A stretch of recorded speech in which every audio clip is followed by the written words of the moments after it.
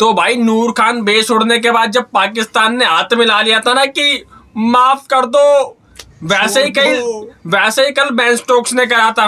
Ben Stoke ने तो बहुत कुत्तों वाली हरकतें करी थी। उसने जितनी भी इज्जत बनाई थी ना, जो चारों मैच खेल के हम भी तारीफ कर रहे थे कि लगातार गेंदबाजी कर रहा है, एक एंड पकड़ रहा है, जान मार रहा है, पूरी मार रहा था सबकी, ठीक है। उस बंदे ने कल बेइज्जती करा ली अपने यार। 90 पे जडेजा बैटिंग कर रहा है, तुझे अभी ओवर भी बचे हुए, तुझे लगा कि अब यहाँ से ड्रॉ ही होगा मैच, हम जीत सकते नहीं, इंडिया हार सकती नहीं, तो तू जानबूझ के हाथ मिला रहा है। अच्छा, जडेजा साहब भी तगड़ी बकचोदी, जडेजा साहब ने भी हाथ नहीं मिलाया। जडेजा साहब ने तो कप्तान से भी नहीं पूछा, क्योंकि कप्तान भी क्या करेगा, जडेजा साहब सीनियर है।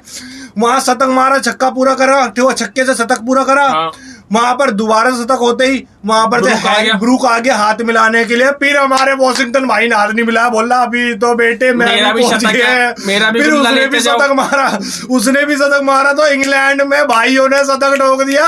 और वॉशिंगटन सुंदर का तो मेडन शतक है, पहला शतक, वो भी इंग्लैंड में टेस्ट के अंदर। और फिर जब मैच ड्रॉ हो गया तो फिर बेन स्टोक्स ने हाथ नहीं मिलाया था इनसे। बेन स्टोक्स ने हाथ नहीं मिलाया, फिर दोनों ने बातचीत करी होगी। तो सन्नी भाई बातचीत तो छोड़ो, कल जब परसों जो 2 विकेट गिरे थे ना शुरुआत में, तो यार एक कंट्री के अंदर एक बेन स्टोक भाई साहब आज तो मैच खत्म, पाकिस्तान में भाई कैशन हो गया। तो बेन स्टोक का गुल्ला जो मुंह में लेने की प्रथा शुरू हो गई थी, और जब हैरी ब्रूक और इसका आर्चर का काला लुल्ला मुंह में लेने की कर रहे थे ये पाकिस्तानी, उनके बारे में बताओ। उनकी जो घिनौनी सोच सामने वो तो आती है, हर बारी आती है, मगर जो ये कुत्तागिरी कर रहे थे ना कि अपना बाप बना लिया था बेन स्टोक और आर्चर को, उसके बारे में बताओ। क्या बकचोदी करें इनके बारे में, क्या इनके मुंह में गुल्ला फंसा दें, कौन सा फंसा दें। सबसे बड़ी बात, पाकिस्तान के बंदे तो एक चीज से सहमे पड़े। क्या? जिसको उन्होंने कंधे पे उठा रखा था ना, जिसको बाप बनाने के तैयार थे, जिसको कभी कोहली से ऊपर बताते थे तो कभी पूरी दुनिया से ऊपर बताते थे, है ना। अब बात सुनते जाओ। उस बंदे की ओवरसीज सेना कंट्री में ओवरसीज का मतलब होता है कि पाकिस्तान से बाहर, सेना कंट्री का मतलब 4 कंट्री बता रखे हैं ना। सेना में साउथ अफ्रीका, इंग्लैंड, न्यूजीलैंड और ऑस्ट्रेलिया। उस बंदे की अभी तक इतने सालों में एक ही सेंचुरी है। और यहाँ पर हमारे बच्चे, और यहाँ पे गिल ने भाई धड़ाधड़ बरसा दी, चढ़ा दिया, पूरा गुल्ला चढ़ा दिया गिल ने। सबसे बड़ी बात, उसने 200 भी मार दिया, डबल सेंचुरी बोलते हैं जिसको, जो शायद मेरे ख्याल से पाकिस्तान के बंदों को पता नहीं होगा। और दूसरी बात सन्नी भाई, इंग्लैंड का टूर करने गए हमारे बच्चे, ठीक है, उन्होंने इंग्लैंड को नाको चने चबा दिए। तो एक चीज से तो वो पहला मैच हमारी गलती से हारे, दूसरा हमारी गलती नहीं, हम जीते नहीं, मानता हूँ, चल पहला मैच हम अपनी गलती से ही हार गए, हमको जीतना चाहिए था। दूसरा मैच तो हमारे हाथ में था। तीसरा मैच भी वो बैड लगता जो भाई हमारा डीसीपी सहराज की बॉल लग गई पीछे, ठीक है, नहीं तो हम वो भी जीत जाते। तो इंग्लैंड को हमने ये तो बता दिया भैया, इंडिया वाले बंदे ये पुरानी वाली इंडिया नहीं है जो एक बार में कोलैप्स होकर चली जाती थी। अच्छा सन्नी भाई, मैं आपको याद दिला दूं, जो सीरीज शुरू होती तुम बोल भी लेते कि यार मेरे को कोलैप्स से डर लगता है बस, कि सेना कंट्री में हमारा कोलैप्स बहुत जल्दी होता है। सेना कंट्री में नहीं, हर जगह होता है, मगर मैं सेना कंट्री की आपकी बात करूं, मतलब रात जाती है, अगले दिन सुबह होते दर। मगर आपकी बात इस बार गलत साबित हो गई। इस बार हमारे भाइयों ने टिका दिया। भाइयों गलत नहीं, कोलैप्स तो इस बार भी मैं गिनवा सकता हूँ। पहला टेस्ट मैच उठाओ, पहले टेस्ट मैच के अंदर जितने भी क्या कहते हैं, शुरू के 4 मैच के बाद दर सीधा भाई 50 कुछ पे विकेट। वो आपकी बात सही है, मगर सन्नी भाई इस चीज को भी तो देखो कि पहला टेस्ट मैच हम होने के बावजूद भी हम जीत सकते थे। वो ये भी तो देखो, जीत सकते थे, हमने कैच छोड़ी, चलो ठीक है, लेकिन कैच तुम छोड़ोगे तो हारोगे ना, मगर जीत सकते थे। मानते हैं कि हमसे गलतियां हुई, वहां पर 10 तरह की गलतियां हुई। जीतने को तो भाई जो हम लास्ट टेस्ट में हारे थे ना, वो भी जीत सकते थे। वो तो बड़ा प्यार से निकल गया था, वो तो हमारी बैड लगता, वो हमारी किस्मत में बैड लक नहीं, शुरू के अंदर भी अगर विकेट ऐसे थोड़े संभाल के कर लेते तो हम जीत सकते थे। अच्छा, पाकिस्तानी जो गुल्ले मुंह में ले रहे थे, वाली बात हो गई, ठीक है। दूसरी बात भाई, पाकिस्तान वाले सोचे थे कि पाकिस्तान को तो काम है इंडिया जहां भी जाए इंडिया हारना चाहिए बस, ठीक है। क्यों? क्योंकि वो देखो बांग्लादेश के अंदर जूते चप्पलें पड़ रही है, बांग्लादेश ने कुत्ता बना के मारा भाई, जो कुत्ते की भी भाई कभी इतनी गंदी बेइज्जती नहीं होती होगी जो पाकिस्तान की है। सबसे बड़ी बात बताऊं तुम्हारे को, तुमने शायद कभी फुटबॉल में ही नाम सुना होगा उस देश का, इटली खेलता है ना। हाँ। मेरे ख्याल से भाई शायद वो भी बैट बॉल में भी आ रहा है, क्रिकेट में आ रहा है इटली। तो उसने वो कुछ बोला है, सुना है तुमने क्या बोला है? नहीं, पाकिस्तान को घेरने की बात कर दी उसने उनके ग्रुप के अंदर। वो आटू झाटू टीम भी पाकिस्तान को कुछ नहीं समझ रही। कौन सी पाकिस्तान को? कौन से पाकिस्तान को? जिसको पाकिस्तान के अंदर बंदे जो चमनचूतिया बंदे ना, वो कहता है ना कि पाकिस्तान तो क्या कहता है वर्ल्ड चैंपियन रहा है। हाँ।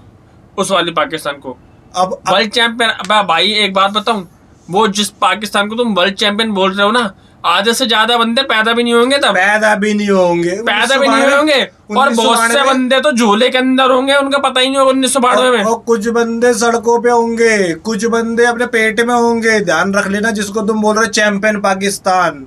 बस तुमने कभी भाई लाइव आंखों से देखा पाकिस्तान को जीतते हुए वर्ल्ड कप ओडीआई वाला? तो पता नहीं कब इन्होंने सदी में जीता होगा, वो बंदे भी मर गए होंगे जिन्होंने देखा होगा। तो सन्नी भाई, इनकी तो बात करना ही क्या है, क्योंकि ये अब मुंह में गुल्ला लेना शुरू कर देंगे।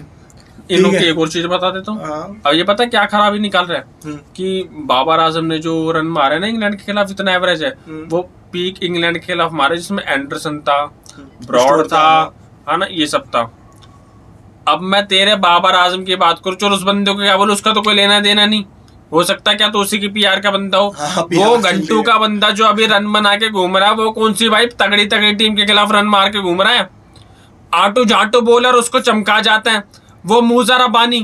मूसा रब्बानी, मैं उसको आटू जाटू बोलूंगा नहीं भाई, वो बंदा तगड़ा है, लेकिन वो जिस टीम से आता है, वो आटू जाटू है। वो जिस टीम से आता है वो उसको भाई गुल्ले चेक करके रखता है पूरे का पूरे। मूसा रब्बानी तो बहुत तगड़ा ही बॉलर निकला इनके सामने बता रहा सन्नी भाई, दुनिया के सामने ना क्या हूँ, मगर इनके सामने उनको पता है जिम्बाब्वे अगर खेलने आएगी, मूसा रब्बानी होगा तो इनके मुंह में उल्ला चढ़ाएगा वो, और चढ़ाएगा। और न्यूजीलैंड की तरफ से तुम्हें पता ही तेल लगाता है वो बंदा इनके अंदर। पिछवाड़े में एक तो यंग हो गया, एक ब्रेसवेल वगैरह भी, एक ब्रेसवेल और यंग, वो भी तेल लगाता है इनके अंदर। बाकी जिस फॉर्मेट के अंदर मैच होना भी बाकी है, उसके अंदर इंडिया के अंदर इनका अब तो खेलता ही है विराट कोहली। और दूसरी बात, एक मेरा कंसर्न की चीज और है सन्नी भाई, एशिया कप के अंदर इन्होंने बोल दिया कि सितंबर में खेलने जा रहे हैं। इसके बाद अगली वीडियो में करेंगे। अच्छा, इसकी बात विस्तार से करेंगे। चलो, वो खाली इसी चीज की वीडियो होगी, ठीक है। अगली बार भाई इस चीज की वीडियो पे करेंगे बात कि जो एशिया कप का मैच बात चल रही है ना, कि इंडिया पाकिस्तान का मैच, मैं इसके अंदर जरा सबों को घेरूंगा। मैं इसके अंदर सरकार को तो घेरूंगा नहीं, सरकार ना कुछ बोलती ना कुछ सुनती। मैं जो बीसीसीआई वाले उसको लपेटते, उन्होंने ये बोलते उन्होंने नहीं करते, बीसीसीआई को लपेटूंगा मैं जरा ठीक से। नहीं, बीसीसीआई को तो लपेटेंगे गंदा वाला लपेटेंगे, मगर अब जो अगला मैच 31 जुलाई को होने वाला है, उस मैच में क्या कॉम्बिनेशन 3 दिन का गैप था ना। हाँ। आज एक दिन हो भी गया। परसों 29 हो जाएगी कल। हाँ, परसों ही तो है, 31 तारीख का मैच है भाई। 31 तारीख का। तो सन्नी भाई ये बताओ कि क्या कॉम्बिनेशन लग रहा है, किस बंदे को बाहर निकालेगा? कंबोज निकलेगा? कंबोज नहीं, पहला एक बंदा तो तुम्हारा पक्का है जो फोर्सफुली निकलना ही पड़ेगा, वो है ऋषभ पंत की जगह तो मैं बताता रहा जुरेल आ गया, ठीक है। कंबोज को तो भाई तुम अभी बाहर निकालो, मुझे तो ऐसा लग रहा है भाई वो अभी इंटरनेशनल के हिसाब से नहीं है भाई। अच्छा, कंबोज की जगह पे क्या आकाश को लेके आएंगे, क्योंकि उसका रेस्ट भी हो गया, उसकी जो इंजरी थी वो भी हील हो गई होगी, या अर्शदीप आ रहा है? बस मेरे को दो में से मुझे तो समझ नहीं आ रहा अर्शदीप का क्या चक्कर है भाई। इन्होंने 2 मैच खिला दिए प्रसिद्ध कृष्णा को, ठीक है। और अभी भी जब मैं बात सुन रहा हूँ ना एक्सपर्ट्स वगैरह की, क्योंकि जो पिछला मैच चल रहा था ना 5वें दिन था, जब ड्रॉ होने से पहले, जो क्योंकि तुम्हें पता है कमेंटेटर बात करने लग गया था अगले मैच की, भाई वो बंदे कह रहे कि अगर आप बुमराह को बिठाओगे ठीक है, वो बंदे भी दोबारा प्रसिद्ध कृष्णा का नाम ले रहे कि ठीक है उसके 2 मैच अगर बेकार गए, लेकिन लास्ट मैच के अंदर उसने लास्ट इनिंग में अच्छी वो नहीं करी। अगर इसका अर्शदीप का तो नाम ले ही नहीं रहे कोई भी, कमेंटेटर की बात कर जाए कोई भी। मैं आपको एक चीज बताऊं, अर्शदीप बड़ा कारगर साबित हो जाएगा सेना कंट्री में, क्योंकि लेफ्ट आर्म बॉलर हमारे पास मुझे ये समझ नहीं आ रहा है कि उसके नाम का जिक्र तक क्यों नहीं हो रहा भाई। वही लेफ्ट आर्म बॉलर मुझे चाहिए। आपको भी पता है कि लेफ्ट आर्म बॉलर हमारे लिए कितना बेनिफिशियल हो सकता है, मगर मुझे भी ये नहीं पता कि भाई सबसे बड़ी बात क्या बकचोदी हो रही है। जब तुमने कंबोज को खिला दिया तो अर्शदीप को क्यों नहीं खिला रहे? मुझे समझ नहीं आ रहा भाई। एक्सपीरियंस भी है अर्शदीप के पास, एक्सपीरियंस भी है, तुम्हारा काफी चीजों में साथ भी दे सकता है। वो जो चीज करता है, स्विंग वगैरह करता है, इंग्लैंड में तो वो चीज होती है, पर मुझे समझ ही नहीं आ रहा है क्यों भाई कि नहीं। मुझे अब लगता है कि कंबोज की जगह अर्शदीप आ रहा है, मुझे अब लगता है ये भाई। देखो कंबोज की जगह अर्शदीप अगर आ रहा है तो भाई जो हकीकत बात है, मुझे लग रहा है बुमराह नहीं खेलेंगे शायद वाला मैच। नहीं, अर्शदीप आ रहा है कंबोज की जगह, और ये ऋषभ पंत की जगह जुरेल आ रहा है। और मैं एक नाम ले दूं सन्नी भाई, सिराज में खेलेगा? मुझे लग रहा है बुमराह बाहर बैठेगा। बुमराह तो बाहर बैठेगा, सिराज खेलेगा? बाहर बैठेगा, सिराज को ही लाएंगे, क्योंकि सिराज ने मेरे ख्याल से सारे मैच खेले। और एक और बात बताऊं भाई, अभी कुछ टाइम से जो दिखाया ना, सबसे ज्यादा 500 कुछ ओवर डालते सिराज ने।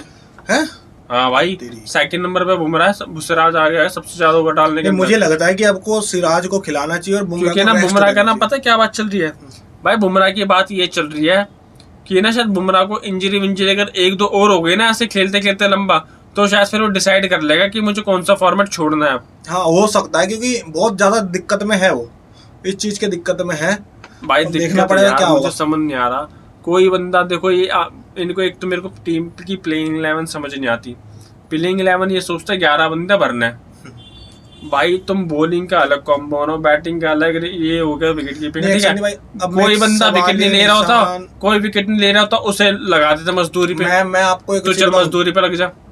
मैं देखो गौतम गंभीर साहब की भी सवाल ही नहीं उठाऊंगा, बहुत ज्यादा उठापटक कर रहे हैं टीम के अंदर, आपको पता है। मैं तो उठाऊंगा भाई। अब ना गौतम गंभीर साहब की एक और बात बता दूं, अब वो अपने आपको मास्टरमाइंड समझने लग गए। मैं वही बोल रहा हूँ कि वो सोचने लग गया कि भाई मैं जो कर रहा हूँ ना, मतलब कि होता है ना बंदा जानबूझ के कर रहा होता है ताकि बंदा सोचे यार कैसे कर इसका मतलब क्या यार, ये नहीं, ये कौन सी सोच रहा है। मैं आपको सन्नी भाई एक चीज क्लियर बता रहा हूँ, मैं जो सोचता हूँ मैं उस चीज को रख रहा हूँ आपके सामने कि गौतम गंभीर साहब ज्यादा ही उठापटक कर रहे हैं टीम के अंदर। बस कॉम्बिनेशन से छेड़छाड़ बार बार हो रही है, जो कि हम देखो मैच जिताया भी लग गया हमारे को। 2-3 मैच जो हमारे हैं सारे के सारे हमारे जीते हुए थे हमारे भाई। सच बात तो ये है कप्तानी की बात कुछ भी हो जाए, लेकिन ना बीच में कह रहा है कि यार एक बंदा सीनियर कोई भी नहीं है इनके पास अब, जड्डू के अलावा। जड्डू कौन सा सीनियर? जड्डू को तुम खाली उस हिसाब से सीनियर बोल सकते हो कि उसने मैच ज्यादा खेला है, लेकिन अगर आप उसकी बात करोगे ना कि किस वक्त क्या प्लानिंग करनी है ग्राउंड के अंदर ना, विकेट के लिए क्या प्लानिंग करनी है, किस बंदे को क्या फंसाना है, क्या है उसके अंदर, तो मुझे जड्डू लगता ही नहीं है कहीं पे करते हैं। मैं आपको एक चीज क्लियर बता दूं, ऑलराउंडर के रूप में तो आज भी मैं हार्दिक पांड्या को प्रेफरेंस दूंगा, जो कि उसका दिमाग भी है। वो खेलेगा नहीं, वो खेलने वाला नहीं। कप्तानी के अंदर भी दिमाग है उस बंदे का। मुझे हार्दिक कप्तानी के अंदर कौन सा दिमाग है? कप्तानी वो टेस्ट मैच खेला ही नहीं इतने। मैं वही बोल रहा हूँ, अगर उसके देखो मैं वो ये नहीं बोला कि कप्तानी बिल्कुल अलग है भाई। मैं ये नहीं बोलता कप्तानी दे दो यार, एक हमने एक नए बंदे को कप्तानी दी तो एक बार को सीनियर प्लेयर को भी तो रखो। 10 साल का करियर हो चुका हार्दिक पांड्या का, तो उसको बिठाओ, उसको रखो टीम के अंदर, क्या कुछ ना कुछ तो मदद मिलेगी। टीम ये भी सोचती हो कि यार इसको अगर हम टेस्ट खिलाएंगे तो कहीं ऐसा ना हो ये T20 और ODI से भी जाए साथ में। फिर ये उनकी अलग सोच हो सकती है, मगर मैं बता रहा हूँ फैन के नाते कि भाई हार्दिक पांड्या को टीम के अंदर वापिस आना चाहिए, वो भी टेस्ट टीम के अंदर। टेस्ट टीम के अंदर या तो तुम आपको क्या लगता है? कमेंट करो, हार्दिक पांड्या को टेस्ट के अंदर वापिस आना चाहिए कि नहीं आना चाहिए। टेस्ट टीम का भाई देखो अलग सीन चल रहा है। बाकी यार गौतम गंभीर साहब का भी कुछ। हाँ एक और चीज यार भाई, मैंने खबर सुनी है जो हमारे दोनों कोच हैं, एक तो मॉर्कल और एक और है ना, शायद वो भाई हटाए जा सकता है। ये खबर अभी मैंने सुनी है भाई, देखो ये इस पे मैं कंफर्म नहीं हूँ देखो, लेकिन गौतम गंभीर साहब का है कि वो तो चलेंगे।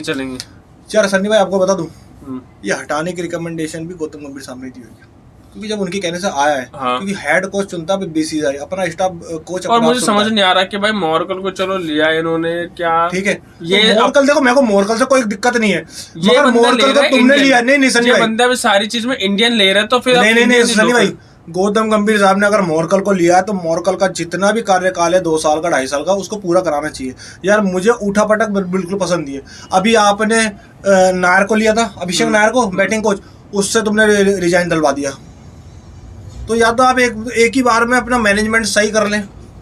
आप मांग रहे थे विनय कुमार को लिया, क्या दिक्कत है? विनय कुमार अच्छा बॉलर रहा है, उसको लिया। विनय कुमार को उसको 20 नहीं कहनी था, उसकी अप्रोच करी थी। बाकी भाई जहीर खान साहब को देख लो भाई, जहीर खान मुझे लगता है कि भाई उसको ना लेना चाहिए इस चीज के अंदर। क्या पता अप्रोच भी कराओ, मना कर दिया जहीर खान साहब ने। हाँ, 10 काम भी तो हो सकते हैं। नहीं लेकिन यार अगर अप्रोच कराओ ना तो ये वाली खबर भी आ जाती है कि यार जहीर खान को अप्रोच किया था, नहीं आए। भाई जहीर खान को लेना चाहिए भाई। और मेरे हिसाब से बॉलिंग कोच भाई 2 होने चाहिए तुम्हारे, स्पिनर के लिए अलग होना चाहिए और पेसर के लिए अलग होना चाहिए भाई। मैं तुम्हें सही बताऊं, Irfan Pathan is a better choice. Irfan Pathan भी अच्छा है भाई, वो कर सकता है, कोचिंग कर सकता है। मैं आपको नाम बता देता हूँ, इरफान पठान हो गया, ठीक है, ये क्या कहते ये हो गया तुम्हारा जहीर खान। परवीन कुमार को ने तो साफ मना कर दिया, मेरे को तो शायद ये सब ऑफर नहीं है, ये सब है ना। परवीन को मिलना चाहिए, परवीन बहुत अच्छा बॉलर है, परवीन भी बॉलर रहा है सेना कंट्री में तो काफी। और कौन सा बंदा है जरा भाई तुम भी कमेंट करो कि ऐसा कौन से इंडियन बॉलर है जो तुम्हें लगता है बॉलिंग कोच बन सकता है, बॉलिंग कोच बन सकते हैं इंडियन टीम के। हमने 2 नाम बता दिए, और एक जहीर खान। आपके कमेंट को हम अगली वीडियो में कवर करेंगे, क्योंकि अगली वीडियो हमारी आने वाली है वो इंडिया के अंदर बीसीसीआई का दोगलापन दिखाएंगे हम आपको, ठीक है। चलो चलते दोस्तों, अगली वीडियो का वेट करना, कल आ जाए फिर लेके वीडियो। कल भाई, कल वाली वीडियो आती है भाई, ठीक है। कल बीसीसीआई को लपेटते अच्छी तरीके से, ठीक है। धन्यवाद। सवाल पूछेंगे बीसीसीआई से कड़े। धन्यवाद भाई।